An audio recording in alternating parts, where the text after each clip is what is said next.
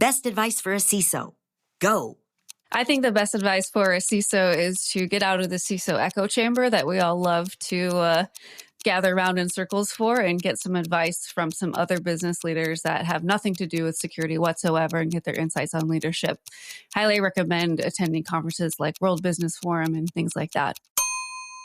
It's time to begin the CISO Series podcast.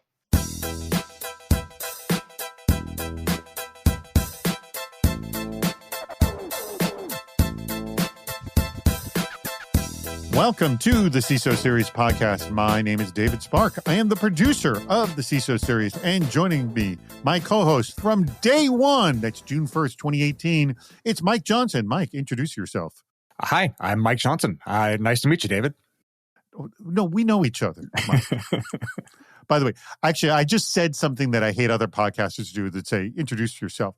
I don't usually say that. I just say, let's hear the sound of your voice, because I don't want you to introduce yourself. And I will not make our guests introduce themselves either. I will introduce them. So we're available, by the way, at CISOseries.com. For those of you who don't know, by the way, we've been having wonderful issues with that, too. That was a lot of fun. I, by the way, had a horrible tech support issue this morning, but we're not going to get into that because it would bore everyone to death. It bored me, David. Libby, though, mentioned our sponsor, far more interesting, our sponsor, thrilled to have them on board. It is Panoptica. That is Cisco's cloud application security solution. It provides end-to-end lifecycle protection for cloud-native application environments. And guess what? I'm going to be telling you more about that a little bit later in the show.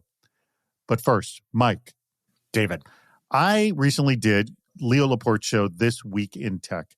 You have seen that show before. You have listened to it. For quite some time. In fact, you just did DTNS, which is Daily Tech News Show, which is with Tom Merritt, who was also, I know both Leo and Tom from my days at Tech TV, formerly known as ZTV. Mm-hmm. Anyways, you'll be amused by this. You know how I bring up the subject of pinball every now and then on this show. Oh, yes. I am a fan of it. So it just so happens that I did an episode of Twit with Brianna Wu, who is a bigger pinball fan than me, has more pinball machines than I have, and we just took over the beginning of the show talking about pinball the whole time. And heck, I would have loved to make the whole show that, but we did have to get to a discussion about technology for the week's news. But so it was mostly This Week in Pinball with a little bit of tech news on the side? That's what I liked it would have been. And by the way, it's interesting you mentioned that, because there is a podcast called This Week in Pinball with the acronym TWIP. I have learned something today. By the way, I will just let you know, and I've been listening to pinball podcasts, even for someone who's really into pinball like me, they're not the most interesting podcasts. Is there a lot that changes week to week? Is there a whole lot of pinball news that goes on out there? Really, you're just talking about the new machines on the market, the new manufacturers on the market. That's a lot of it. Got it. That's it. But that's enough for our pinball talk today. Unless the two of you want to bring it up, I'll be happy to answer, but otherwise we don't need to discuss it anymore. Let's get our guest in. Why don't we? Thrilled to have her on. We were going to record with her before, and she had laryngitis, sadly.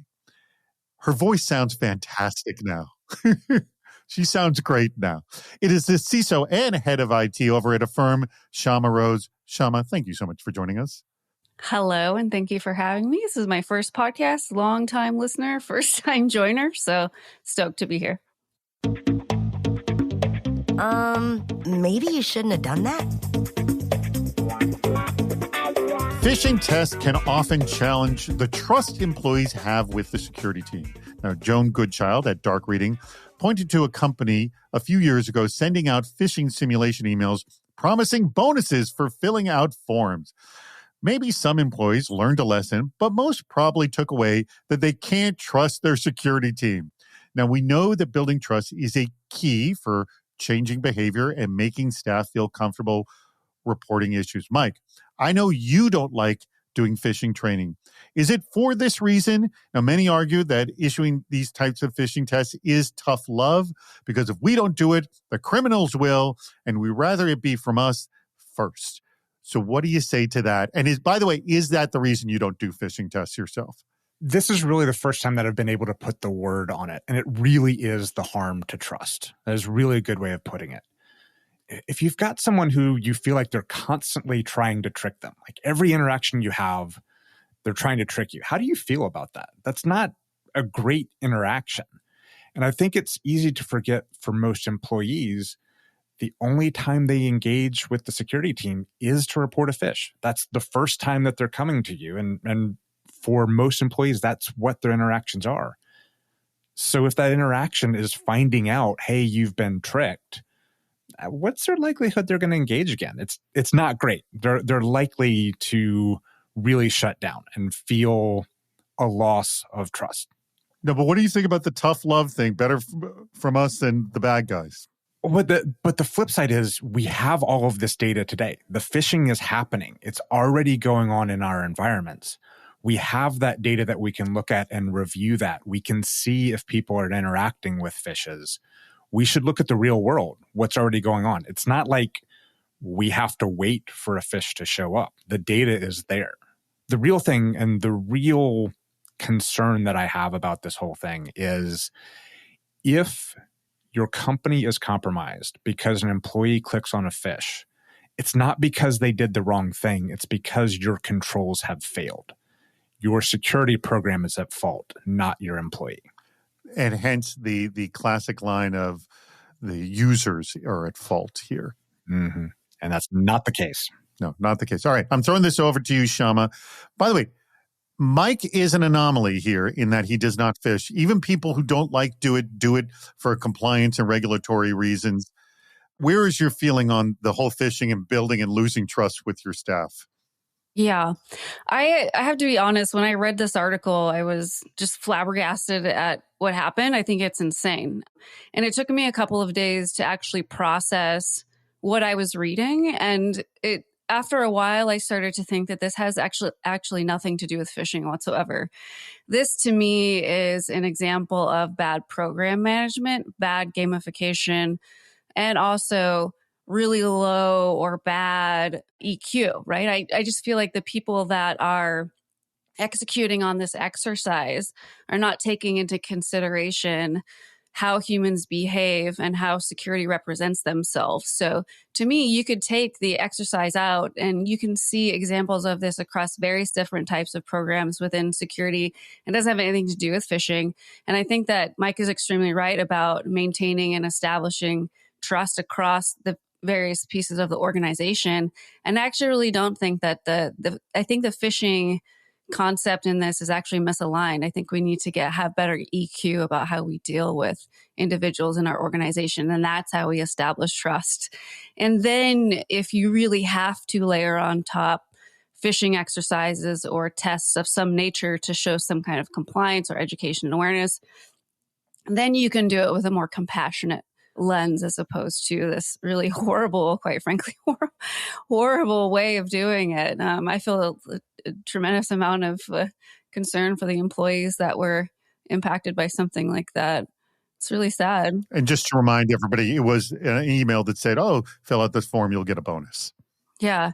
And then to come and not only learn that you're not getting the bonus, but you're also getting reprimanded is like, quite frankly, $600 can be a lot of money to people sometimes. So it's quite cruel, actually. And I think that whoever was overseeing that program really should take some education on how to really deal with people.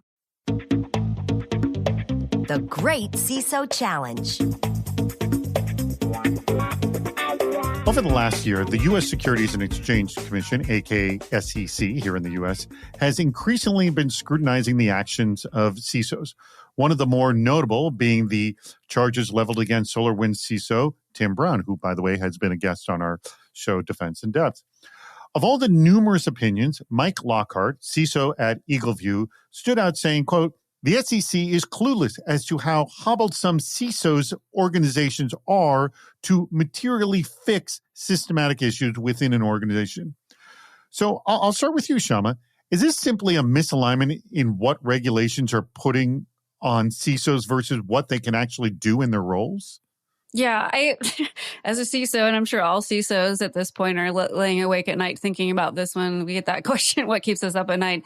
And it's shifting. And this, I feel like, to me, there's been the writing on the wall for a long time.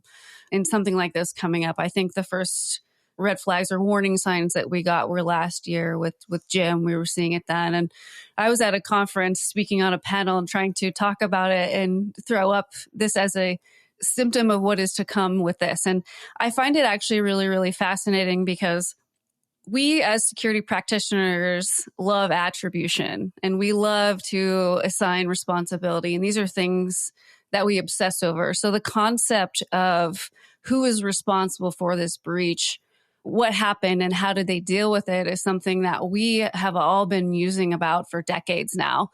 It's just what's new here is that it's external entities that are now turning the mirror back on us and having us be the subject of that scrutiny as CISOs. So I think that's where the cognitive dissonance and discomfort is coming from the CISO community. It takes 2 seconds to search in LinkedIn CISO and SEC ruling and see all of the commentary about the different potential impacts that this ruling might have. So there's a piece of me, of course, that is like, great, we love oversight, we love scrutiny, we actually, for better or for worse, love to have some kind of hammer or bar to measure ourselves with and report against. However, I think that where we're finding the discomfort is really in the unknown here. There's a lot of back and forth about various pieces of the ruling, what it means, and how do we process it. And I think most CISOs in their right minds generally want to do the right thing. And to the quote about, well, the SEC is clueless. That's right. how hobbled the CISOs are. Yeah, I think it's true in the fact that, and this is where we start getting down to the onus of responsibility of the CISO. And I think if CISOs truly had the power that the SEC thought that we had, we would have a lot more buy-in and resources and change and all the things that we like to complain about in our op-eds that would prevent a lot of these breaches. But the truth is, and we all know this, that we come up a lot of speed bumps and a lot of hills, and sometimes we can't get things done, and it is not all on the CISO's shoulders. Sometimes it's issues to do with external pressures outside of the company, even internal resource, all that, and just getting security done in general. So I think that there does need to be some acknowledgement of that fact. And the CISO is far from all knowing and all capable. Right. I love that people give us so much credit in thinking that we're omnipotent and all knowing and all doing and all seeing, which is great. But at the same time, we're so far from that. Mike, all right, I'm throwing this to you, Mike. Mike, I've always felt that you were all knowing and omnipotent. Have I been wrong all this time? Well, if you actually were omnipotent yourself, you would know my answer to that. So I'm not. I thought you were. I'm definitely not. Yeah, sorry to let you down, David. But I just want to double down on something that Shama said. SEC, I think, is giving too much credit or too much. It has way too high expectations for what the CISO knows and what the CISO is capable of doing. I think that's what kind of it boils down to. Shama said it very well of the discomfort of unknown. And a lot of what we have right now is unknown. Like, is this material? And do we know this? Exactly. To quote, know something and report within X number of days. What do you know, really? At the same time, we're in a state where we don't have, or we've basically operated up until now with no regulation whatsoever, except for certain industries. The vast majority of CISOs, of security leaders, haven't been regulated in any way, shape, or form. And that's where we're trying to kind of figure out and do the best we can with what we've got and read between the lines. I would suggest that people spend more time with the materiality questions than with the particulars of Tim's case. Tim's case is a very specific one, very specific set of situations, much like the Joe Sullivan case was very specific. And a lot of people looked at that and said, oh my gosh, CISOing is over and the world is coming to an end, but failed to look at the specificity of that case. And so I think right now where we're operating in this unknown, and it was something that Alex Stamos said years ago about being a CISO now is like being a CFO before accounting was invented. we're trying to figure out as we go. And that's a funny analogy right there. The SEC has, they've advanced some rules now, and they're going to be refined, and we're going to need to work amongst ourselves and also try and work with the SEC on that. But it's a start, and we have to recognize it for what it is, a start. I think what we're seeing with these two cases, and they're wildly different from each other, and you're right in that paying attention to the specificity is important. I do think what these two cases are teaching us is the precedent for what is to come, or what we might be hinging on. And what we're seeing is a large range of what is considered to be material in this sense. And if you actually look at the ruling itself, the definition of material is really listed underneath how we manage risk and how we actually process risk internally. So not only is it just that definition of material, they even go so far as to say reasonably material, which opens up the range even broader for what we can constitute as material. So my takeaway is that if they want to hammer on you, they will. They're using that lack of specificity as the platform to do that. And they're showing us through these different cases that there's a wide range of things that they can come down on. So I think that lack of example and lack of way forward for things that we can bank on for what is the right thing to do is really difficult to interpret. And I think that's why we're seeing so much dialogue around it. Before I go on any further, I do want to mention Panoptica. That's Cisco's cloud application security solution. It provides end-to-end lifecycle protection for cloud-native application environments. So let me explain. Panoptica empowers organizations to safeguard their APIs, serverless functions, containers, and Kubernetes environments. Panoptica ensures comprehensive cloud security compliance and monitoring at scale, offering deep visibility, contextual risk assessments, and actionable remediation insights for all your cloud assets. So, sounds pretty darn good. So, powered by graph-based technology, Panoptica's attack path engine prioritizes and offers dynamic remediation for vulnerable attack vectors, helping security teams quickly identify and remediate potential risks across cloud infrastructures. A unified cloud-native security platform minimizes gaps from multiple solutions, providing centralized management and reducing non-critical vulnerabilities from fragmented systems. Panoptica utilizes advanced attack path analysis, root cause analysis, and dynamic remediation techniques to reveal potential risks from an attacker's viewpoint. This approach identifies new and known risks, emphasizing critical attack paths and their potential impact. This insight is unique and difficult to glean from other sources of security telemetry, such as network firewalls. So this is why you want to take a look at what Panoptica is doing. So go to their website. It's Panoptica. Let me spell that for you. PANOPTICA.app. A-P-P. Panoptica.app. Go check it out. It's time to play What's Worse? All right, Shama, you ready for What's Worse? This comes from one of our greatest submitters. I'm going to say I think he has the most submissions of anybody, and that is Dustin Sachs over at World Connect Corporation. Just hang tight. I'm going to give you two bad scenarios. I'm going to give it actually to Mike first. He's going to answer which one is worse. Remember, don't choose the better one. Which one is the worst? And we will see if you agree or disagree with what Mike says. And please give your rationale, as Mike will as well. Just before we were recording, I was taunting Mike, though I should mention to our audience, that Mike, as simple and as clean as this is, I still believe you're going to over-explain this one. Perfect. All right, here we go. Here's the two What's Worse scenarios. It's quick and simple and easy. Hopefully, you'll get it on the first explanation or the first reading. Scenario number one, identifying a breach quickly but having no incident response plan, none whatsoever, or you got a plan, but you failed to detect the breach for several weeks. So this one's actually easy. Okay. I don't need to repeat it, but I will explain my rationale. So the worst one is not having a plan, because what happens is you then fumble the plan. Again, these both suck. It would suck to take a very long time to detect the incident.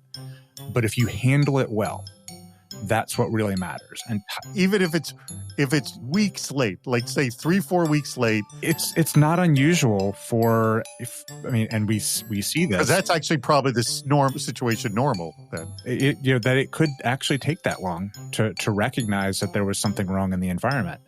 But it's what you do at that point that matters. And if you absolutely fumble it, if you take forever to notify your regulatory authorities, all of those timers, by the way, start from when you know. It's not from when the thing happened. It's from when you know.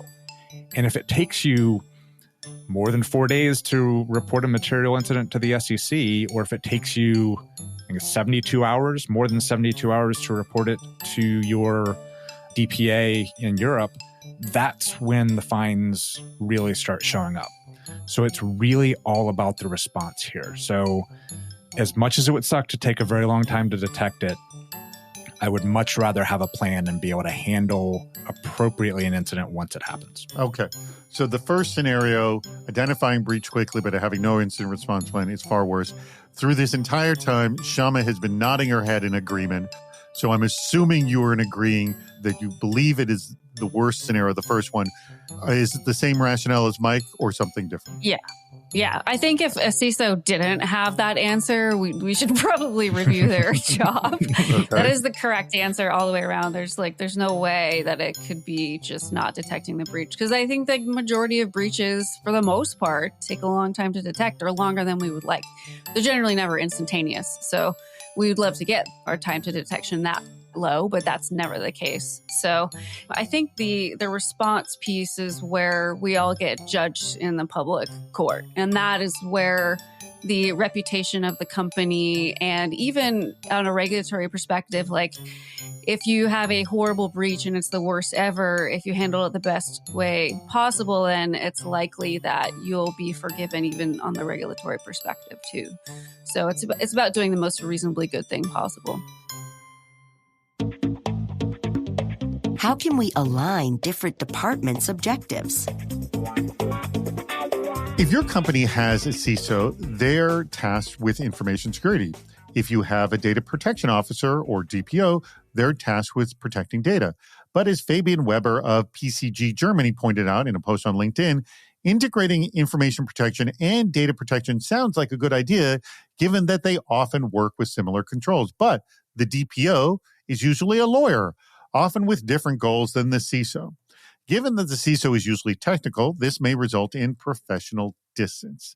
And often the two are trying to achieve similar goals in parallel. So, Mike, I know that you used to respond to the legal team. In fact, that's who you reported to directly. Were you tasked with data protection? Have you seen failures to connect, or do they see eye to eye? Where are the synergies? Where do things fall apart? So I reported to our general counsel. There was a separate team, a peer team of mine that was the law team, the legal team. And there was another one that was data governance. We had multiple teams that had these responsibilities. But what we did was we worked very closely together through that partnership. We recognized what each of us had from a priorities perspective, what we were doing in the coming year. If there was something going on in the environment, be it an incident or a business direction change, we would get together and have those conversations. We didn't always see eye to eye. I mean, you bring different perspectives, and that's a good thing. But because we had the partnership, things worked out. So I think one of the things that I think is a challenge or concern is what Fabian pointed out about having different goals. We all have the same goal. The same goal is to make the company successful and to help the company manage its risks. Whatever direction you're coming from in any of these roles, that's what you're trying to do. So we have that baseline set of expectations upon us. Then we just need to work together and it can all work out. So I don't see it as a challenge to have these be different roles. And in fact, I think it's a good thing because you get different perspectives. Which is something you're always looking for as you're building a security program. So would you agree, Shama, that this kind of relationship, a legal and cyber relationship, is the ideal situation here?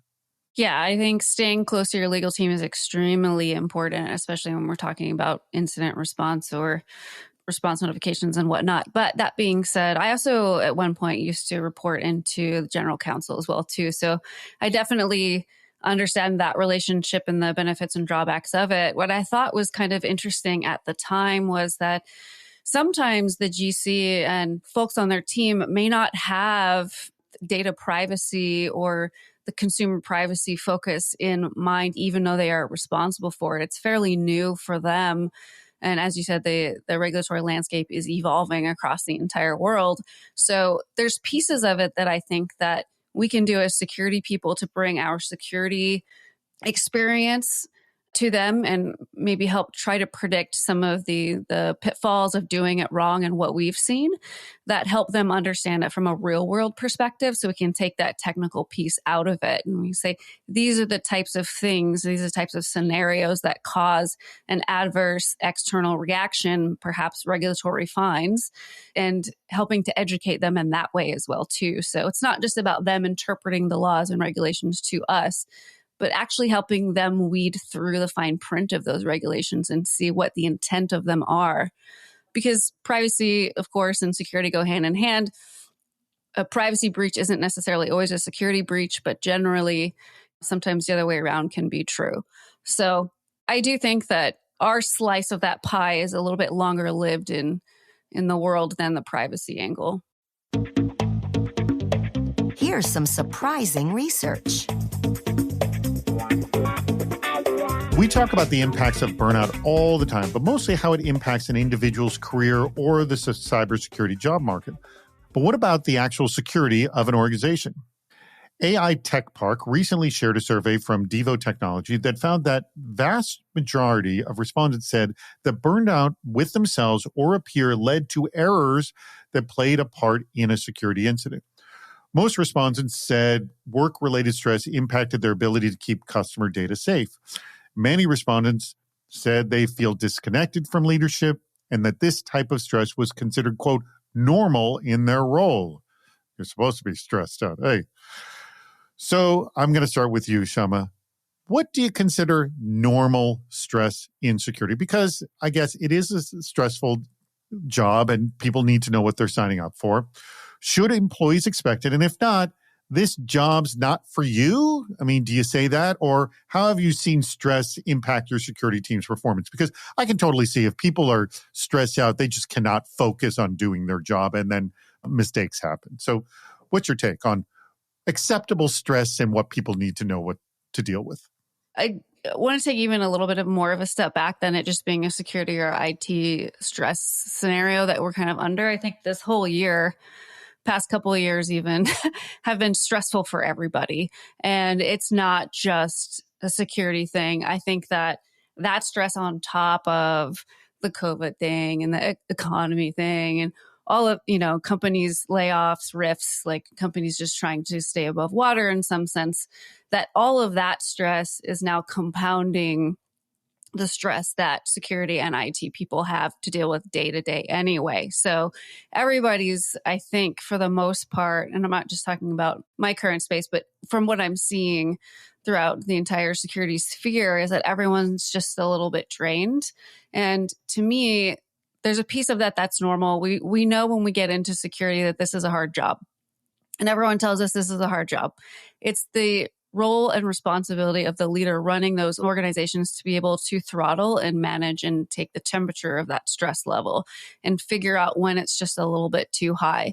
And you see that when folks start dropping off in engagement, or you see that when things tend to go sideways in some kind of a response scenario. So it's up to us really to be able to figure out what that threshold is and manage it appropriately. And managing it can be really tricky because it's not just about throwing people at the problem. It's really about dissecting the problem itself and determining whether or not it's a resource issue, a process issue, or it's just a general morale or focus issue. So that's how I like to break it down personally. I do think that there's a piece of this job, and I would never tell anyone, go take up bowling instead of security because you can't cut the stress level. I'll say, let's figure out how to manage this, but please stay in it. We need you to stay. But there's I think there's a piece of it that is implied, as you said, that this is hard and this is stressful, but some of us love that and thrive on it too. And those are the people that really get far.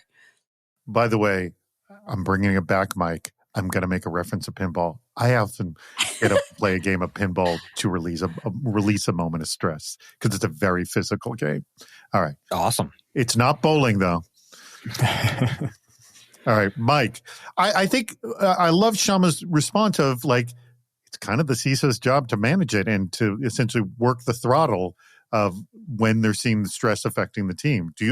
Is that a key part of your job, managing the team's stress and watching it? I think that should be expected of any manager, people manager, any leader. Like that is absolutely part of the job, is to help manage the stress levels of your team. One of those areas where things can get out of hand is when the stress just keeps coming in waves. It just feels like you're not going to get a break. It's one thing when you're saying, okay, well, I just need to get through this, and then it'll be better and I can relax. Oh, by the way, we've all fallen into that trap. Exactly. I'm a sucker for that trap. but frankly, it's a coping mechanism, right? And if you don't see that there's an end in sight, if it feels like it's just going to be there forever, that's when things really spiral downward. That's where people make mistakes, is it just becomes too much at that point. We throttle as best as we can. Sometimes, and again, you hope these are rare, there's situations where we just don't have control over it. It could be an incident. It could be a change in the business. There's any number of ways that situations that are not necessarily within our control, which makes it all the more important to manage those that are in our control. Well, that is a good point to wrap up this episode. I want to thank you, Mike. I want to thank you as well, Shama. And I want to thank our awesome sponsor, that's Panoptica. Remember, you're supposed to go to their website, panoptica.app. That's Cisco's cloud application security solution. Provides end-to-end lifecycle protection for cloud-native application environments. I know many of our listeners are in that space or have cloud-native application environments, so why not have a better protection around it? Panoptica.app. Check it out. Shama, I'm going to let you have the very last word here. But first, Mike, any last thoughts on today's episode?